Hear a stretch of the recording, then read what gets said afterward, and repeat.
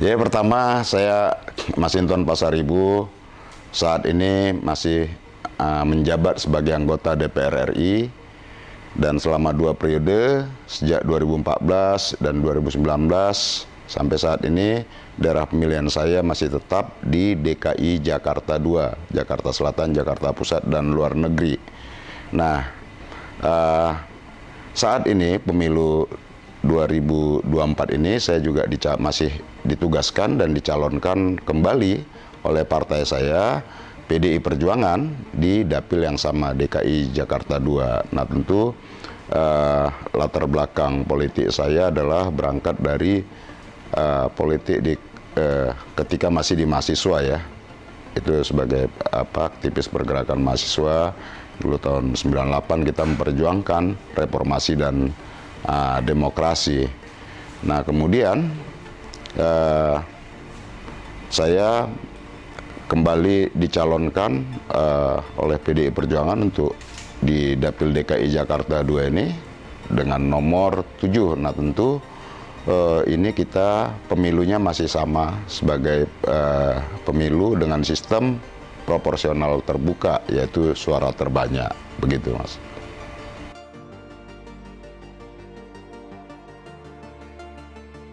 Ya tentu tentang diaspora ini menjadi perbincangan dan selalu ya menjadi tema-tema di dalam menjelang pemilu gitu ya. Tapi saya melihat ini bukan sekedar tema ya, tapi persoalan diaspora ini adalah persoalan penting untuk selalu menjadi concern negara, yaitu tentang posisi warga negara Indonesia yang ada di berbagai negara gitu, ataupun keturunan bangsa Indonesia yang ada tersebar di berbagai negara, apakah karena kerja atau karena kuliah atau karena pernikahan, asimilasi dan lain-lain. Nah tentu dalam Undang-Undang 12 2006 ya tentang kewarganegaraan itu juga diatur tentang kewarganegaraan kita, di mana anak yang lahir dari orang tua yang berasal dari Indonesia ya berdomisili di luar negeri itu bisa dia 18 tahun itu masih memiliki 2 kewarganegaraan atau dui kewarganegaraan. Jadi sesungguhnya kita juga masih menganut itu ya, karena Undang-Undang 2006 itu masih berlaku dui kewarganegaraan terbatas. Dui kewarganegaraan terbatas. Nah tentu tentang diaspora ini menarik menurut saya, karena sejarah diaspora kita ini kan sejarah panjang ya. Juga ada kalau kita telusuri ke belakang gimana sejarah eksploitasi, kolonialisme, imperialisme yang itu juga berpengaruh terhadap diaspora kita yang ada dulu dibawa untuk bekerja, bahkan dibuang secara politik ke luar wilayah Nusantara.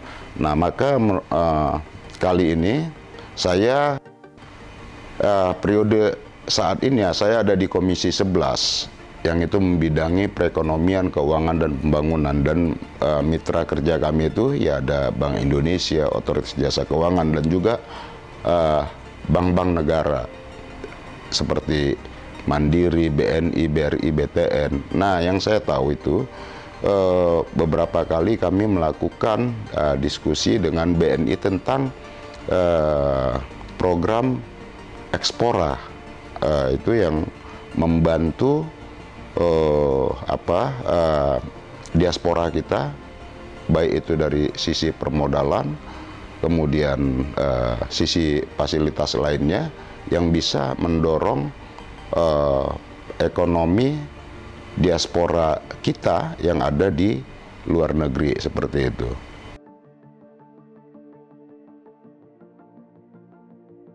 Keluhan-keluhannya kalau ya tergantung segmen ininya ya. Kalau dia pekerja migran ya terkait tadi aspek perlindungan. kecepatan dan respon dari negara dalam hal ini, baik itu KBRI, KJRI, untuk bisa membantu persoalan-persoalan buruh migran kita yang ada di luar negeri. Kemudian juga ya ada banyak juga mahasiswa yang memperoleh program LPDP ya, yang selama ini saya dengar intens bisa dibantu dan difasilitasi oleh KJRI dalam hal urusan-urusan administratif. Kemudian tentu negara juga perlu memberikan kemudahan-kemudahan terhadap diaspora kita. Nah, apakah diberikan visa yang bisa lebih panjang tentunya ya, bisa berlaku sampai 10 tahun. Dan kemudian keterbatasan diaspora Indonesia untuk mengakses kartu masyarakat Indonesia untuk luar negeri. Nah, itu masih akses kartu KMILN kalau nggak salah ya. Nanti coba dicek lagi. Tapi menurut saya itu perlu ya diluaskan sosialisasi dan aksesnya dimudahkan untuk masyarakat Indonesia atau diaspora Indonesia yang ada di luar negeri, seperti itu.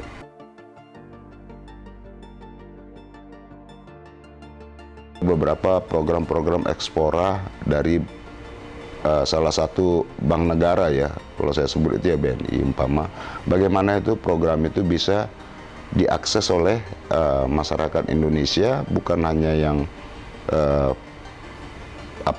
usaha-usaha besar, tapi usaha-usaha kecil juga bisa mengakses itu, memanfaatkan program-program layanan bantuan permodalan, kemudian kemudahan untuk pengembangan usaha di sana gitu ya, ada baik itu ekspor maupun impor. Nah, kemudian terkait tentang visa yang berlaku lebih lama untuk warga diaspora kita yang akan ke Indonesia, seperti itu. Nah, kemudian terkait dengan hal-hal lainnya, mungkin beberapa wacana pembentukan Badan Nasional Diaspora ya, kalau nggak salah, itu juga pernah saya dengar.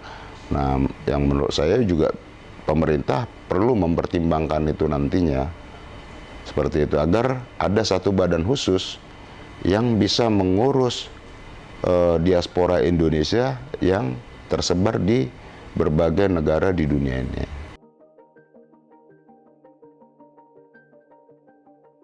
Bagi saya isu nasional hari ini adalah bagaimana kita menggunakan pemilu ini sebagai sarana untuk penguatan proses konsolidasi demokrasi yang sudah berjalan selama 25 tahun ini. Nah, pemilu ini harus kita jaga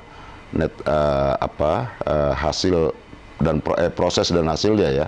Dia harus berlangsung jujur, adil gitu ya. Apalagi kalau kita lihat proses keputusan Mahkamah Konstitusi yang itu telah dinyatakan oleh Majelis Kehormatan Mahkamah Konstitusi ada pelanggaran etika berat di sana, maka kita harus menjaga proses pemilu ini dari berbagai jenis pelanggaran-pelanggaran, baik secara administrasi maupun pelanggaran-pelanggaran yang menggunakan instrumen-instrumen kekuasaan negara yang sesungguhnya dibatasi oleh undang-undang untuk tidak ikut dalam kegiatan politik praktis. Nah, maka pemilu sebagai sarana untuk melahirkan kepemimpinan atau regenerasi kepemimpinan yang secara demokratis itu bisa kita lalui jika pemilunya jujur dan adil.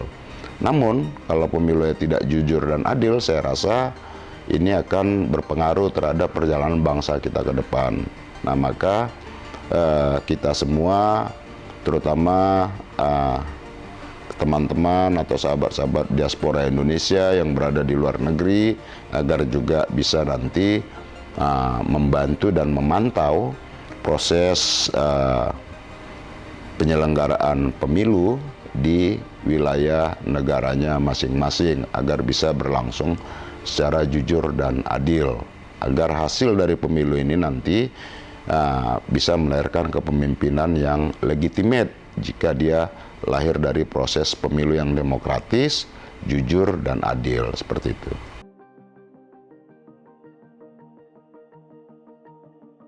Menurut saya perlu ya, karena kalau kita lihat dari angka statistiknya itu variatif.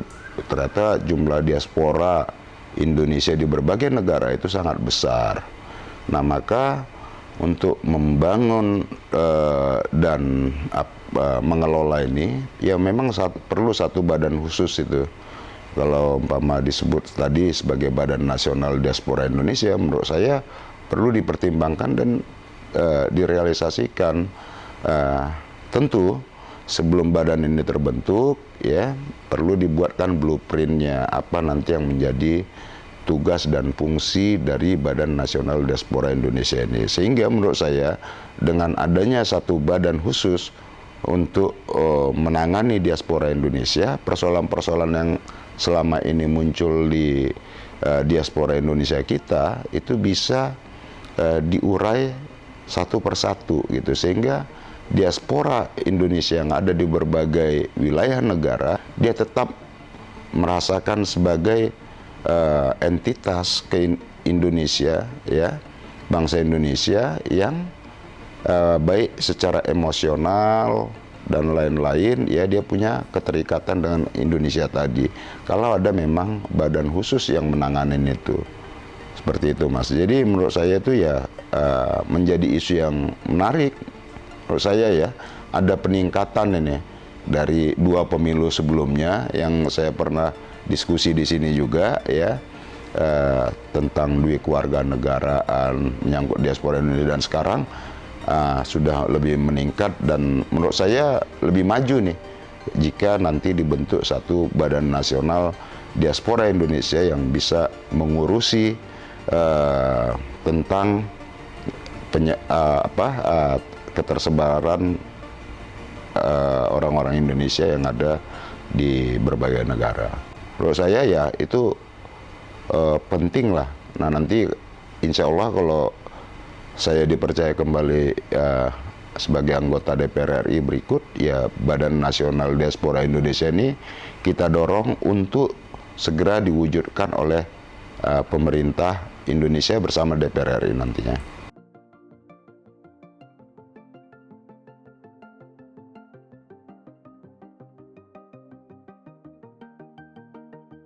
Saya Masinton Pasaribu, anggota DPR RI dari daerah pemilihan DKI Jakarta II, dan dalam pemilu 2024 ini saya juga masih ditugaskan dan dicalonkan kembali oleh PDI Perjuangan di Dapil DKI Jakarta II.